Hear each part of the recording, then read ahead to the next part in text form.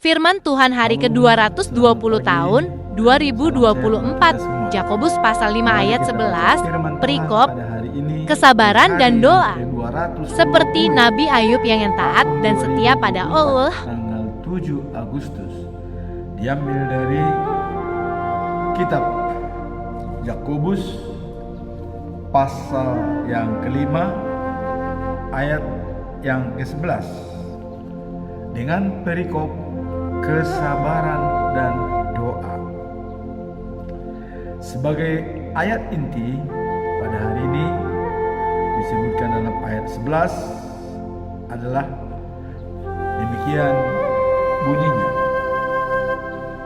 sesungguhnya kami menyebut mereka berbahagia, yaitu mereka yang telah bertekun.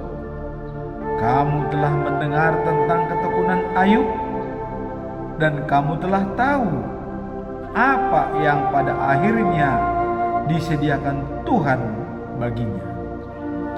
Karena Tuhan Maha Penyayang dan penuh belas kasihan. Itulah firman Tuhan pada hari ini. Kemudian dalam biasa bacaan pagi diambil dari kitab Yeremia pasal 2 ayat yang ke-29 sampai dengan 37 dengan perikop Israel patut dihukum karena tidak setia pada Tuhan Allah. Bacaan malam diambil dari kitab Hosea pasal 11 ayat 8 sampai dengan 9. Tuhan mengasihi umatnya yang durhaka. Sebagaimana biasa pedoman kita pada bulan Agustus dengan topik hikmat dari Allah memelihara hidup, dengan ayat intinya dalam bulan Agustus, yaitu diambil dari Pengkhotbah pasal 7, Pengkhotbah pasal 7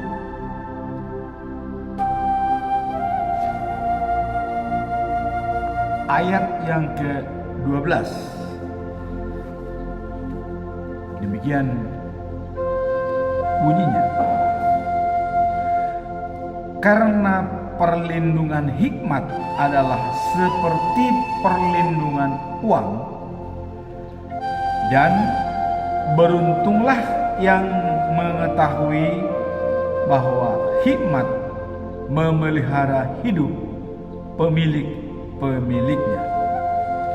Kembali kita baca hikmat dan bijak. Kemarin kita sudah jelaskan bahwa hikmat berada dalam batin kita. Kalau dalam batin itu berarti itu adalah Tuhan yang berada dalam diri kita, dalam batin kita. Kemudian bijak dikatakan berada dalam pikiran kita. Nah, sehingga apabila batin kita dengan pikiran kita berkolaborasi untuk memuji dan memuliakan Tuhan, itulah yang dinamakan berhikmat. Maka hikmat kebijaksanaan adalah pentingnya memperoleh pengetahuan dan kebijaksanaan yang berasal dari Tuhan. Hikmat adalah sebagai karunia ilahi yang membawa pencerahan, pengertian, dan kemampuan untuk hidup sesuai dengan kehendak Allah.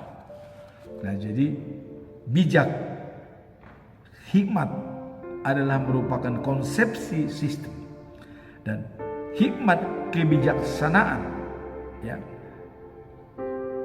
berasal dari Tuhan. Hikmat sebagai karunia ilahi membawa pencerahan, pengertian, dan kemampuan untuk hidup sesuai kehendak Tuhan. Kita baca dalam Amsal 1 ayat yang ke-7. Demikian bunyinya. Takut akan Tuhan adalah permulaan hikmat dan didikan. Nah, jadi takut akan Tuhan adalah permulaan hikmat. Tetapi orang yang bodoh menghina hikmat dan didikan. Jadi kalau orang yang takut sama Tuhan itu adalah awal daripada hikmat. Tetapi orang bodoh itu tidak care atau menghina hikmat dan didikan. Artinya tidak kepengen berhikmat dan juga mempunyai didikan yang baik. Nah, dalam Yakobus 1 ayat 5 dikatakan, apabila di antara kamu ada yang kekurangan hikmat, hendaklah ia meminta kepada Allah yang memberikan semua orang dengan murah hati dan dengan tidak membangkit-bangkit, maka hal itu akan diberikan kepadanya. Jadi orang dengan murah hati memberikan hikmat, ya. Tidak ada istilah tidak murah atau tidak membangkit-bangkit, ya. Maka hal itu akan diberikan kepadanya. Jadi kalau kita kurang berhikmat, mintalah kepada Tuhan, ya. Nah, jadi kalau dalam bahasa Indonesia sehari-hari dikatakan, bila ada seorang di antara kamu kurang bijaksana, hendaklah ia memintanya dari Allah, maka Allah akan memberikan kebijaksanaan itu padanya. Sebab kepada setiap orang Allah memberi dengan murah hati dan dengan perasaan belas kasihan. Jadi Allah dengan murah hati dan belas kasihan akan memberi hikmah sepanjang kita mau menerimanya. Nah, kemudian kembali kita masuk dalam perikop hari ini. Tadi dikatakan perikop hari ini adalah kesabaran dan doa. Mengapa kita harus sabar dan berdoa? Ya, kita tahu dalam peribahasa, orang sabar kasihan Allah. Ya.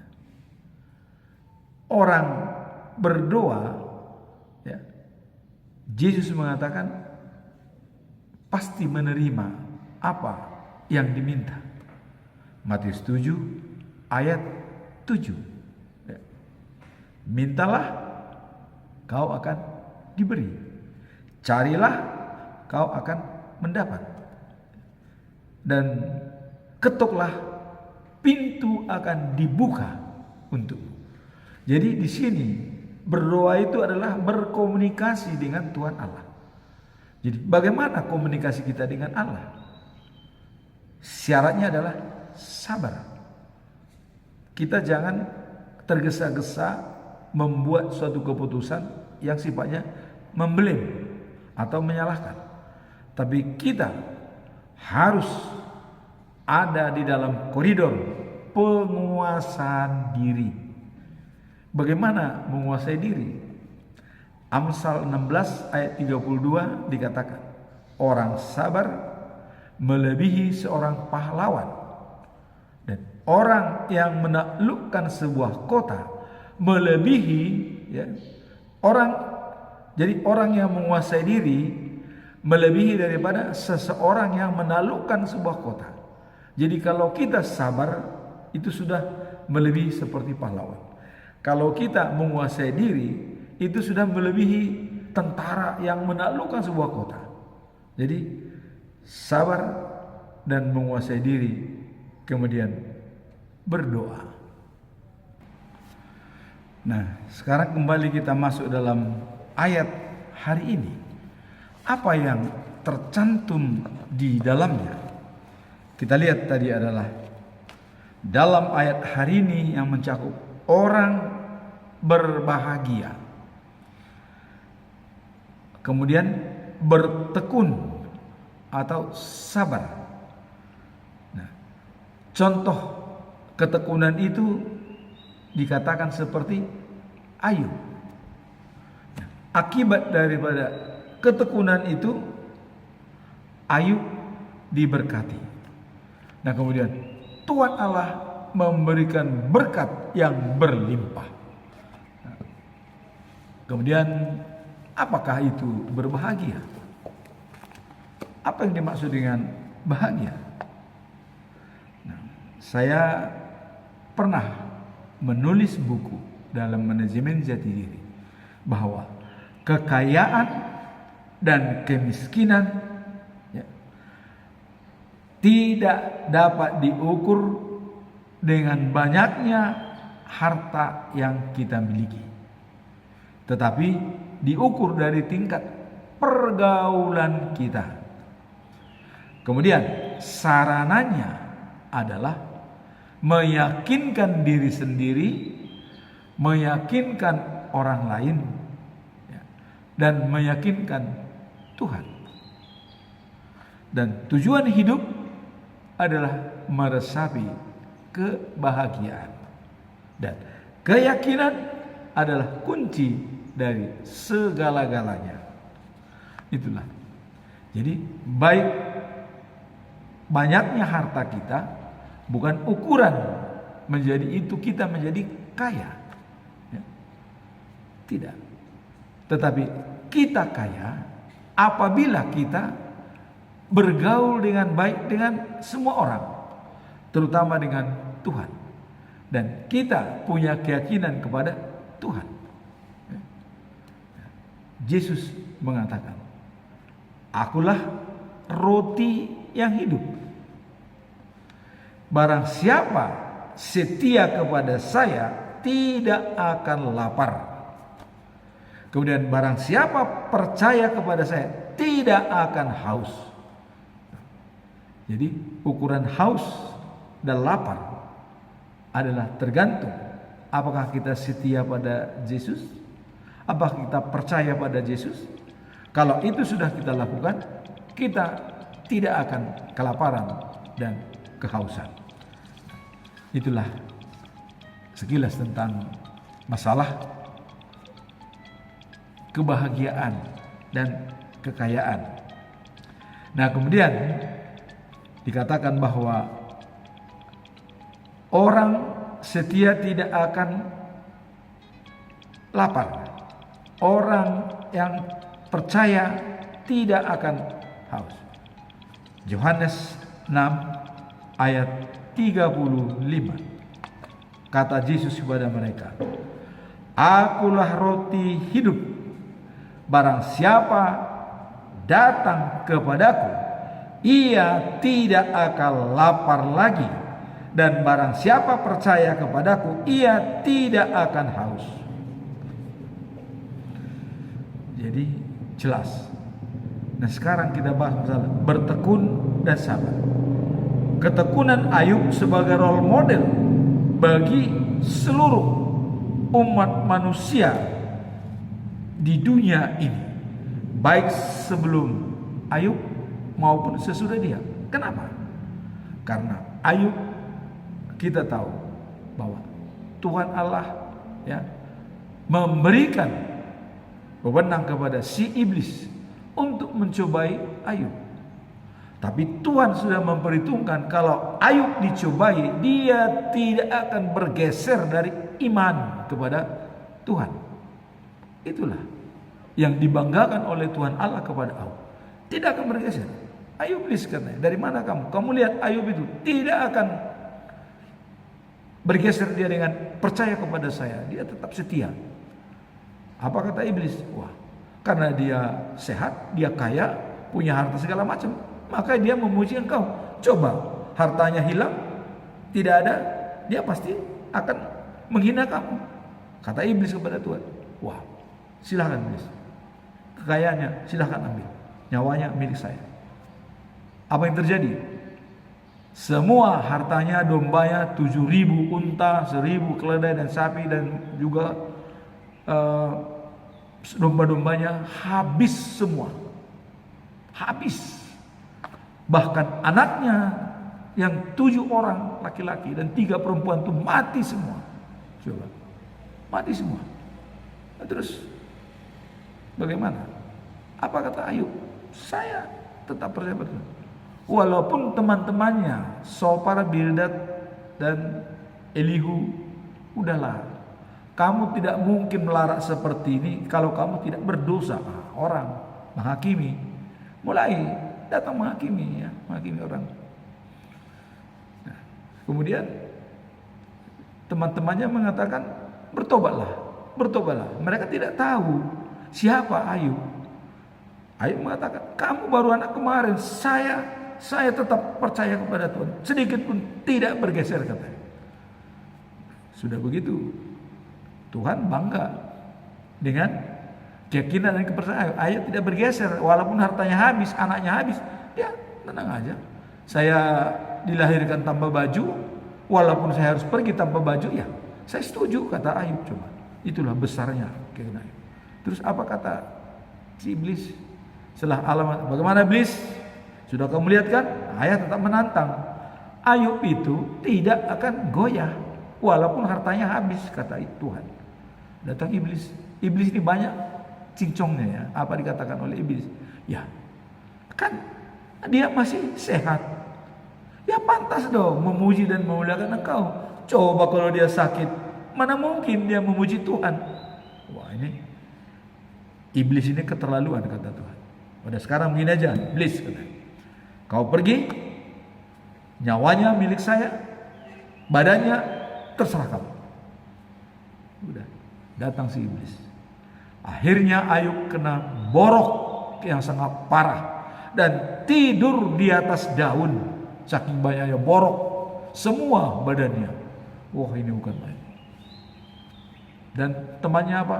Sofar, Bildad dan Elihu, apa kata mereka? Sudahlah, apalagi yang kau pertahankan? Bertobatlah, bertobatlah. Tidak mungkin kamu bisa kalau tidak salah. Coba, ini manusia wajar, ya. Manusia seperti itu. Bahkan istrinya pun mengatakan kepada Ayub, apa katanya? Aduh, Ayub, saya kaya, udahlah, percuma kau sembah Allah kita itu. Kalau keadaanmu seperti ini, buat apa? Mau tunggu apa lagi? Istri sendiri mengatakan seperti itu, coba. Apa kata Ayub? Kamu kalau berkat kau terima dengan baik. Kalau datang cobaan kayak gini, kamu menyingkir. Tidak bisa.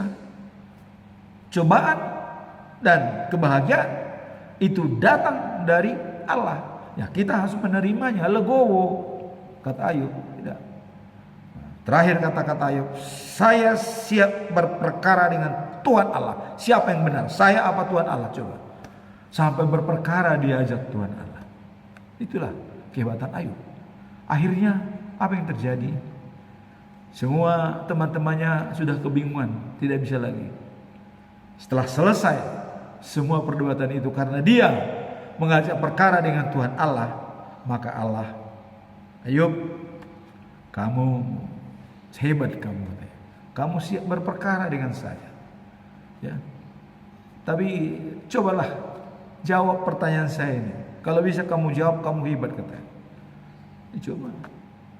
Kapan itu bunga bakung berkembang? Siapa yang tahu? Gak bisa dijawab. Kapan itu domba atau kambing itu beranak? Jam berapa? Tidak tahu. Terus siapa yang menciptakan buaya yang besar, buaya lepian di laut itu, yang mengaum api mulutnya? Siapa yang bisa membuat itu stok? Bolehkah kamu pegang? Bolehkah kamu bikin stok? Satu pun tidak bisa dijawab Ayub. Akhirnya Ayub menyerah. Ya Tuhan, saya sudah salah dan apapun saya mohon diampuni. Itu. Allah mengatakan, temanmu yang 3 harus disampaikan korban bakaran dan kau yang mendoakan dia.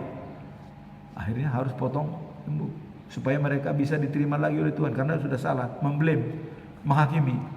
Nah, akhirnya maka tadi dikatakan di sini adalah akibatnya keturunan Ayub bertambah 2 kali lipat, hartanya juga 2 kali lipat. Tuhan Maha Pengasih dan belas kasihan. Inilah akibat daripada kesabaran dan doa. Jadi akibat sabar dan menguasai diri tersebut, Tuhan melimpahkan berlimpah-limpah kekayaan Allah. 2 kali lipat. Dari 7.000 ekor unta menjadi 14.000. Dari 7 orang anak laki-laki menjadi 14 orang. 3 anak perempuan menjadi 6 orang. Coba 2 kali lipat dari semua keadaannya. Itulah kehebatan daripada orang yang sabar, berdoa dan menguasai diri. Nah, inilah ayat hari ini. Jadi sesungguhnya kami menyebut mereka berbahagia, yaitu mereka yang telah bertekun. Contoh, kamu telah melihat tentang Ayub dan kamu telah melihat tentang apa hasil. Nah, jadi kesabaran yang penuh sempurna ada pada Ayub dan kekayaan yang sempurna ditambahkan Tuhan itu ada pada Ayub. Itulah ayat. Jadi, orang sabar dan menguasai diri dan berdoa kepada Tuhan akan berlimpah-limpah berkat diturunkan oleh Tuhan kepada kita. Ya. Nah, kemudian kita melihat bacaan pagi, yaitu Yeremia pasal yang kedua ayat 29 sampai 37. Israel patut dihukum karena tidak setia pada Tuhan Allah. Ya. Apa sebenarnya dimaksud dalam bacaan pagi ini?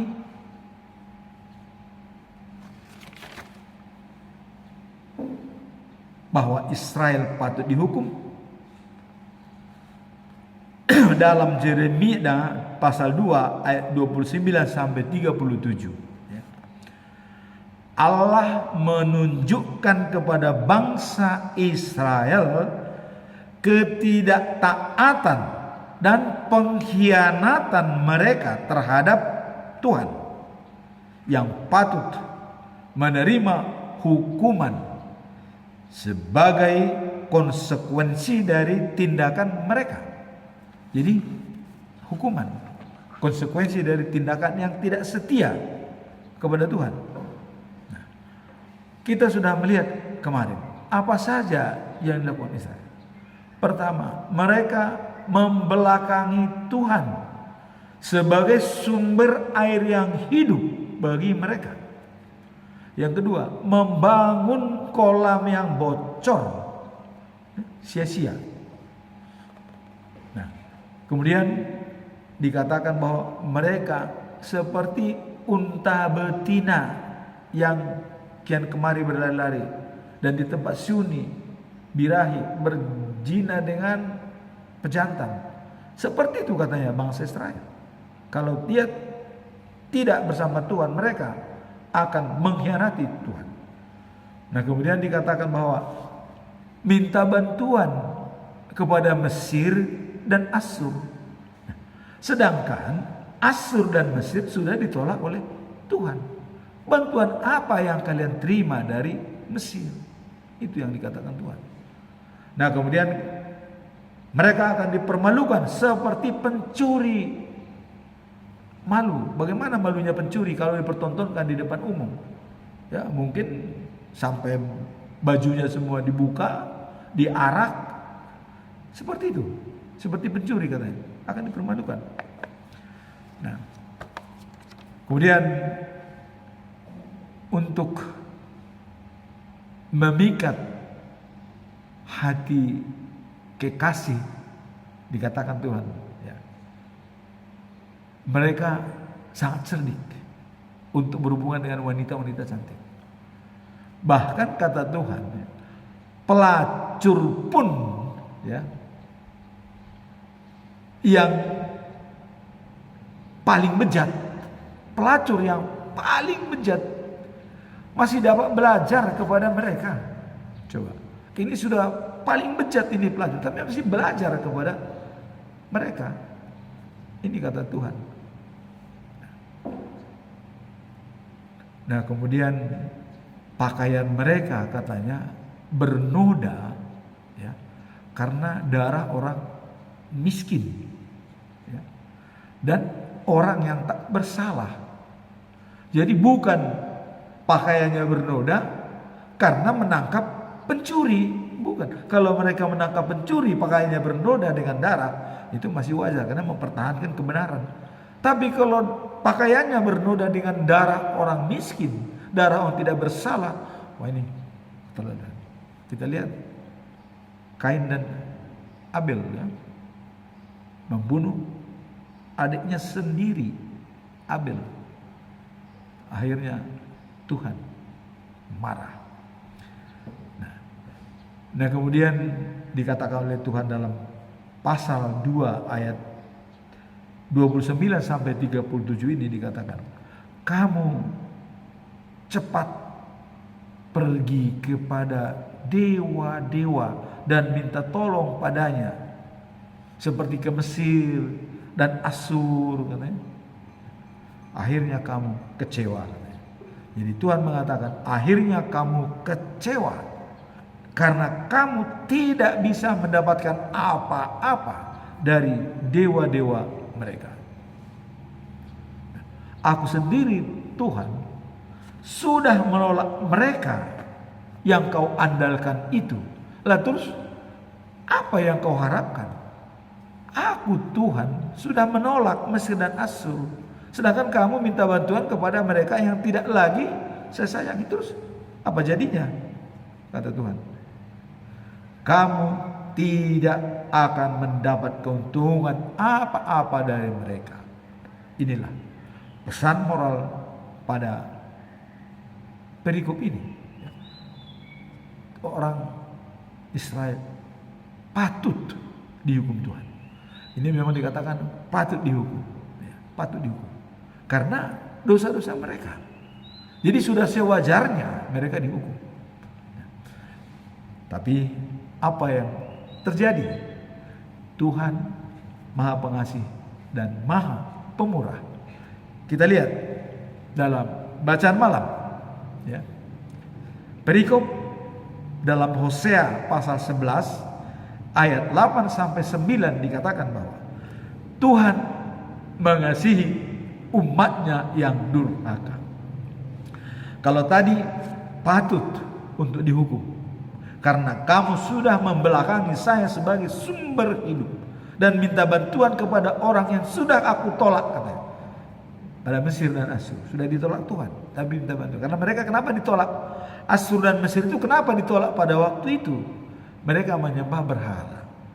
Tapi jangan kita samakan dengan Mesir sekarang dan Asyur sekarang, ya. Karena di dalam kitab Yesaya Tuhan sudah mengatakan, ya, Asyur ciptaanku, Mesir umatku, Israel pilihanku, dan ketiganya itu ku berkati.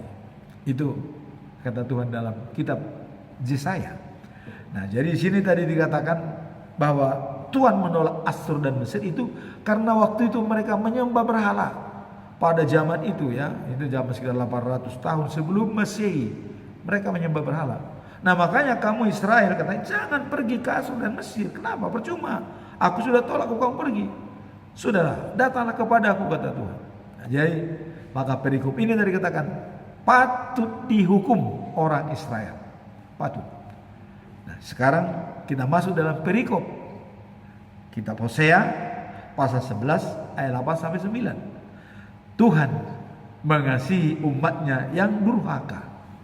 Nah, jadi walaupun Israel sudah melakukan seperti bejat moral tadi, tapi Tuhan tetap kasihan karena Israel pilihannya dan ciptaannya dan yang disayangi, yang dibawa dari Mesir kembali ke Kanaan. 40 tahun di perjalanan dibina dan dituntun, dan 70 tahun di pembuangan Babel, tetap Tuhan tetap sabar. Maka dalam ayat hari ini dikatakan dalam perikop ini, ya, pasal 11 ayat 8, Tuhan berkata, "Hai Israel, tak mungkin engkau kubiarkan atau kutinggalkan.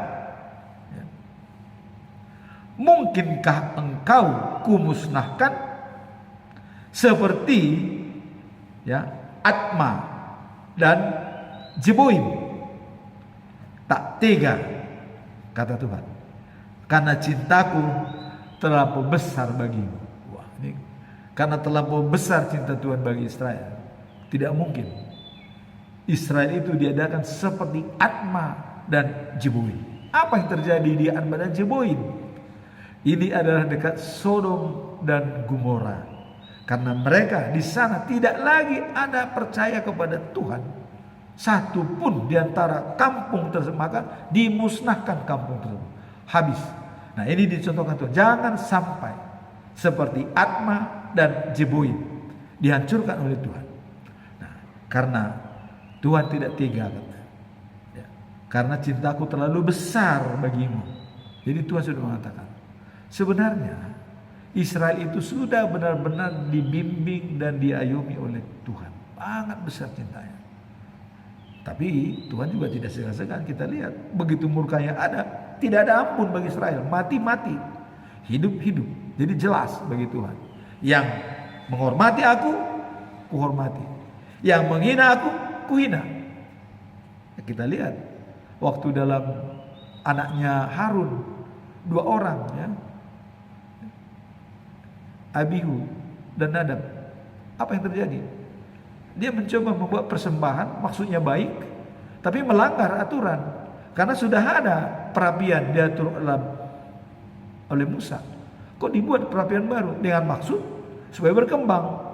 Semakin banyak perapian semakin bagus. Tapi bagi Tuhan tidak. Tidak ada kesepakatan bagi kalian. Kok bisa berbeda? Tuhan marah. Dicobalah Nadab dan Abihu, ya, dibuat persembahan. Akhirnya apa? Pada saat api dia mati, dulunya mati. Pada anaknya Harun itu sudah imam, mereka sudah pakai baju efod, ya, sudah pakai baju efod. Mati dua-duanya. Tinggal Eliezer dan Itamar, anaknya Harun. Jadi tidak ada ampun bagi Tuhan. Kalau kau hina aku hina. Kau hormati aku menghormati. Tapi dalam ayat ini dikatakan tadi, Israel patut dihukum. Coba. Sebenarnya sudah harusnya kalian. Tetapi begitu besar kasih setia Allah. Dia tidak ingin kematian orang yang berdosa, tapi ingin kembali kepadanya supaya dia beroleh hidup yang kekal. Nah, ini begitu besar cintanya Tuhan kepada bangsa Israel. Nah, di ayat 9 lagi dikatakan, engkau tak akan kuhukum di dalam kemarahanku, engkau tidak akan kuhancurkan lagi, sebab aku Allah, bukan manusia. Aku yang kudus, ya. Mengetahui engkau dan tidak mau lagi, ya, marah padamu. Jadi Tuhan sudah mengatakan, engkau tak akan kuhukum.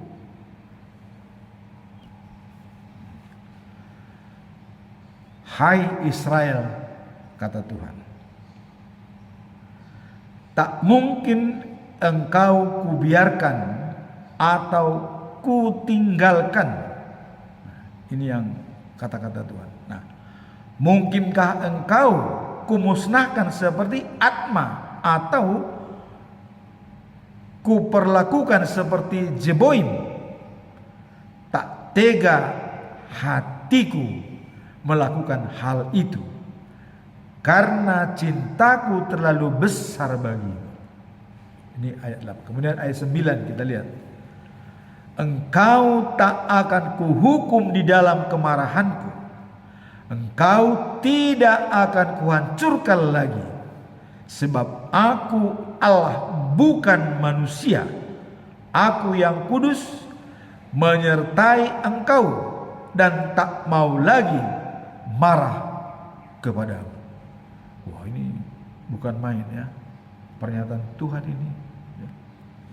Saya bukan manusia, katanya. Saya Allah.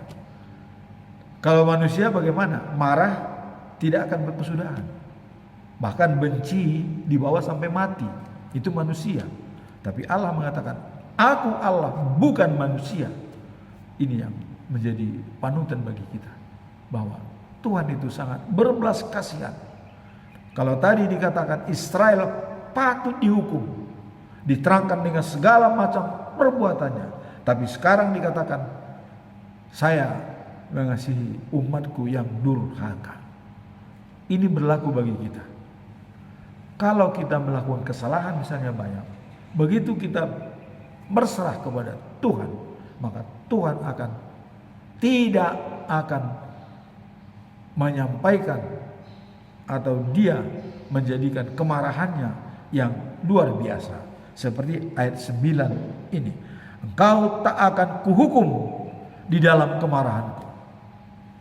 Tidak lagi dihukum. Dalam kemarahan Tuhan. Walaupun dia marah, kita tidak dihukum dengan kemarahannya. Nah, maka kita selalu akan meminta kepada Tuhan. Saya sudah bersalah. Sudah patut kau hukum. Tapi mohon dihukum dengan kasih sayang. Bukan dengan kemarahan. Sebab kalau kita dihukum dengan kemarahan, kita tidak tahan. Dan kita tidak bisa hidup. Pasti kematian yang akan menimpa kita. Itulah firman Tuhan pada pagi hari ini. Di mana orang sabar dan berdoa, maka berkat akan berlimpah diturunkan oleh Tuhan. Dan kalau ada perilaku-perilaku kita yang patut tidak disetujui oleh Tuhan dan patut dihukum, segera kita berserah pada Tuhan untuk mendapatkan yang terbaik. Karena kemarin juga Tuhan tidak mau dan tidak senang kalau kita mati dalam dosa. Tapi Tuhan mau kita menyesali perbuatannya untuk memperoleh hidup yang kekal. Demikianlah firman Tuhan pada pagi hari ini. Semoga firman ini mendapatkan berkat bagi kita semua dalam menjalankan tugas kita sehari-hari. Amin. Tuhan memberkati.